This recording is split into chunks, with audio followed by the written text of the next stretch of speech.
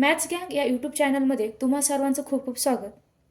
मागील व्हिडिओमध्ये आपण मॅथमॅटिकल लॉजिक या चॅप्टरमधील statement, truth value of statement आणि त्यावर आधारित काही एक्झाम्पल्स बघितली होती. आजच्या व्हिडिओमध्ये देखील आपण त्यावर आधारित एक्झाम्पल्स बघणार आहोत की ज्यामुळे तुम्हा सर्वांचे कन्सेप्ट्स क्लिअर होतील. Okay, so examples. Question 1. Which of the following sentences are statement in logic? Write down the truth values of the statements. दिलेल्या प्रश्नामध्ये असं विचारलं आहे की खाली काही सेंटेन्स दिलेले आहे आणि ते स्टेटमेंट आहे की नाही हे सांगायचं आहे आणि त्याबरोबरच त्याची ट्रूथ व्हॅल्यू देखील सांगायची आहे. जर ते स्टेटमेंट ट्रू असेल तर त्याची ट्रूथ व्हॅल्यू ही टीने आपण डिनोट करणार आहोत. T means true. आणि जर ते फॉल्स असेल तर त्याची ट्रूथ व्हॅल्यू ही आपण एफने डिनोट करणार आहोत. Okay, so first statement 6 × 4 = 25. It is statement which is false, hence its truth value is F. Okay, आता 6 × 4 = what? Is equal to 24. It is not equal to 25. Means what? It is mathematical statement which is false, hence its truth value is f. Now second statement, x plus 6 = 9. It is an open sentence, hence it is not a statement. Okay, x plus 6 = 9 means here value of x is 3. When we put x = 3, then 3 plus 6 = 9, then that time the example is the given sentence is statement and its truth value become true, means t. आता यामध्ये जर आपण ची value 3 ठेवली तर हे जे equation आहे, मॅथमॅटिकल इक्वेशन, हे ट्रू होणार आहे. पण इथं आपल्याला ची त्यांनी व्हॅल्यू काही सांगितली नाही.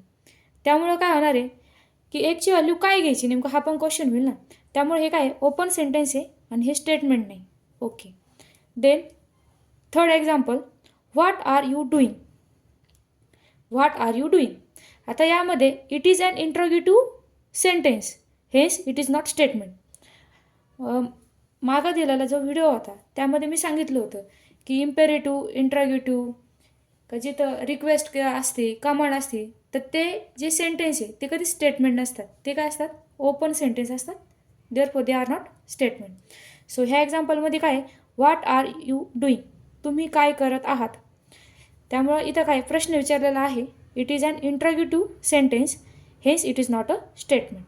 Okay, now fourth example, the quadratic equation x² - 5x + 6 = 0 has 2 real roots.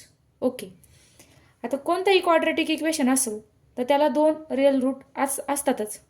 त्यामुळं इथे हे काय दिलेलं आहे, क्वाड्रेटिक इक्वेशन दिलेलं आहे x² - 5x + 6 = 0 आणि याला 2 रिअल रूट आहेतच.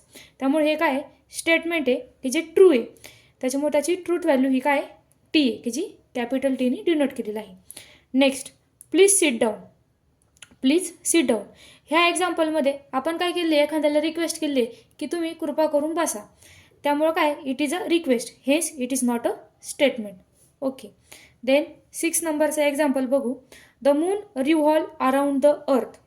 Okay, it is a statement which is true, hence its truth value is t. Okay, then 7th number, every real number is a complex number. Yes, it is a statement and true statement, hence its truth value is t. Okay, then 8 numbers, he is honest. आता यामध्ये हे पण काय open sentence आहे, he is honest. आता आपल्याला काय माहिती की तो ऑनेस्ट आहे किंवा नाही आहे, तर हे काय इथं कन्फ्युजन आहे. सो हे काय ओपन सेंटेन्स आहे, त्यामुळे ते काय नाही स्टेटमेंट नाही. त्यानंतर 9th number, the square of prime number is prime number. Yes, it is statement which is false, hence its truth value is F. आता यामध्ये सपोज आपण एखादा प्राईम नंबर 3 कन्सिडर केला आणि त्याचा जर स्क्वेअर केला तर तो काय येईल 9 येईल. पण 9 is not prime number because the factors of 9 are 3 also 9 also. So 3 and 9 are factors of 9.